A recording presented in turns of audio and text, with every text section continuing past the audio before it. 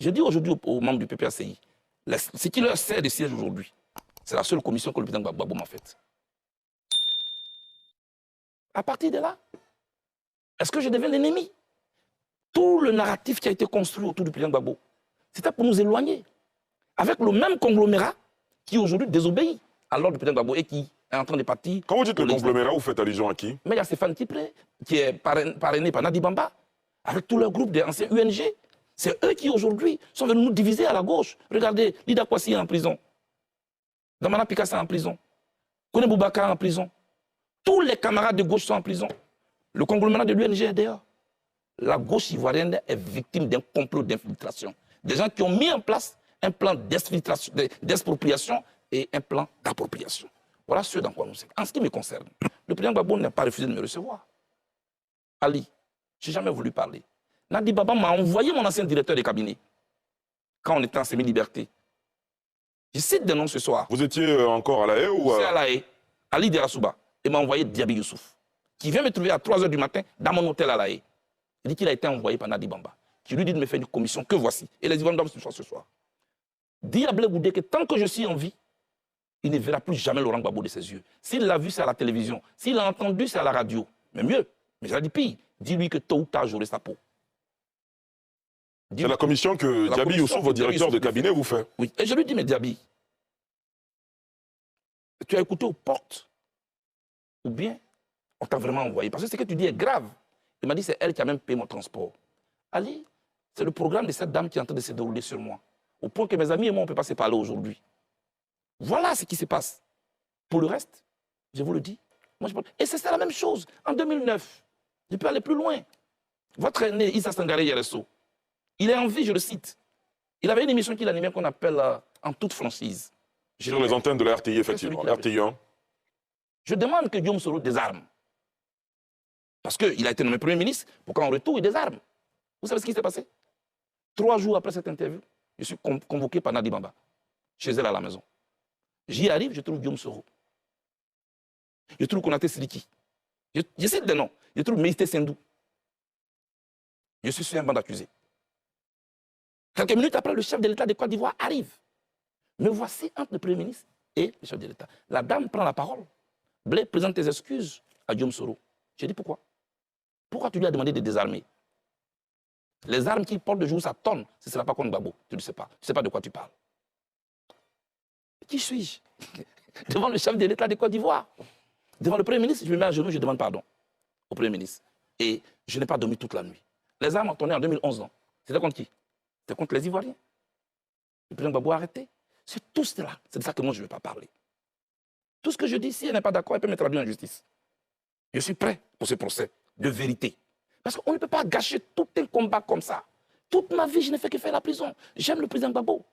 Je n'ai rien contre le président. Est-ce que vous avez essayé d'utiliser d'autres voies et moyens pour rencontrer le président Gbagbo?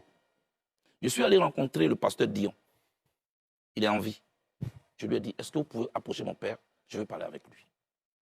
J'ai écrit une lettre que j'ai remise au professeur Hubert Oulaye. Ça n'a pas marché.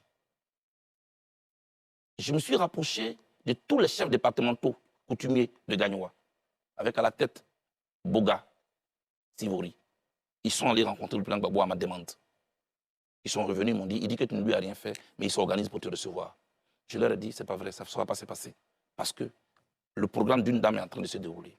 J'ai fait tout ce que je pouvais faire pour rencontrer le président Gbagbo. Donc les jeunes gens qui sont instrumentalisés sur les réseaux sociaux, non, mais il n'a jamais demandé, ils ne savent pas de quoi ils parlent. Moi, je ne suis pas leur ennemi. Il y a un complot contre la gauche ivoirienne. L'opposition aujourd'hui à terre, on ne peut rien faire. Non, quand vous expliquez les choses, il y a peut-être une dent contre vous, mais quand vous parlez de complot contre la gauche ivoirienne, c'est peut-être un peu trop gros. Quand les acteurs, Ali, quand les principaux acteurs ne peuvent même pas s'adresser la parole, des gens qui se réunissaient, qui concevaient, qui ont un parcours commun, qu'ils ont connu dans la douleur de l'histoire de la Côte d'Ivoire. Aujourd'hui, qu'est-ce qui nous oppose fondamentalement? Parce que l'autre a peur de m'approcher. Parce que s'il m'approche, il ne peut plus avoir accès au président Gbagbo. Il y a un corridor qui a été installé, avec un guichet unique. Si tu ne passes pas par là, tu ne peux pas. Demandez-le à eux tous. On se parle souvent en cachette. Voilà l'atmosphère qui a été créée. En conclusion, je lance encore cet appel. Moi, je demande pardon au président Gbagbo si je l'ai choqué. Je ne sais pas ce que j'ai fait. Mais je pense que je peux encore lui apporter beaucoup. Mettons-nous au-dessus de tout cela. il demeure mon père. Très bien. Alors, et sur ça, justement, j'ai deux petites questions. Alors, ce n'est pas Nadi Bamba qu'on a entendu inscrire en faux le fait qu'on ait dit que ce soit Blé Goudé qui lui faisait la cuisine à la haie. C'est le président Gbagbo lui-même qui l'a dit lors d'un meeting où il y avait des dizaines de milliers de personnes. Ça, c'est la première chose. Et puis, deuxièmement, Monsieur le Président, si vous me permettez, est-ce que dire tout ceci de celle qui est son épouse aujourd'hui ne va pas enfoncer le clou? Charles Blé Goudé est-il prêt à aller jusqu'au bout? Non, ce n'est pas une question d'aller jusqu'au bout. Je prends à témoin le journaliste qui est là. Ça fait 3 ans que je suis en Côte d'Ivoire, qu'on m'accuse de tous les maux d'Israël. Je n'ai jamais voulu parler. Mais la rumeur court, elle court, elle court. Le silence est d'or, c'est vrai, mais le silence a souvent des relents de trahison et de complicité. Votre silence peut vous condamner, souvent. C'est pourquoi je veux éclairer en interne des Ivoiriens. Ça veut dire que durant toutes ces années, vous avez souffert? Oui, il y a des souffrances silencieuses qui détruisent plus que les bombes. Je souffre de ma séparation avec le président Gbagbo. Parce que j'ai beaucoup souffert avec lui. Je ne dis pas que j'ai souffert pour lui. Parce que moi, j'ai souffert pour mes idées, pour mon idéal que je portais. Les Ivoiriens sont témoins. À la Cour pénale internationale, on ne s'est pas servi de moi pour condamner le président Gbagbo. C'était là que ça se jouait, la fidélité. J'ai été fidèle. Mais quand on sort de là, parlant de cuisine, vous me voyez, moi, en train de sortir de prison, et je fais le tour des meetings pour dire oui, c'est moi qui cuisine. Non. Dès que nous sortons de prison, elle actionne les cyberactivistes sur les réseaux sociaux. Ah oui, Gbagbo ne parle plus à Blé Goudé. Moi, j'essaie de nier.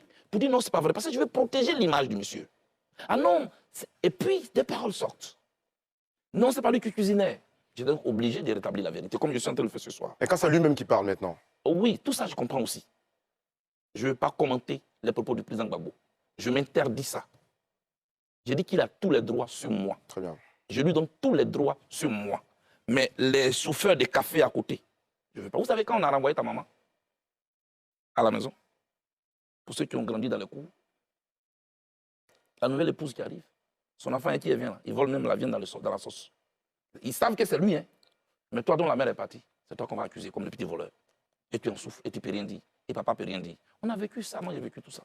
Donc je comprends, mais acceptez que je ne commande pas les propos du président Gbagbo. Mais ce conglomérat-là est en train de détruire notre combat.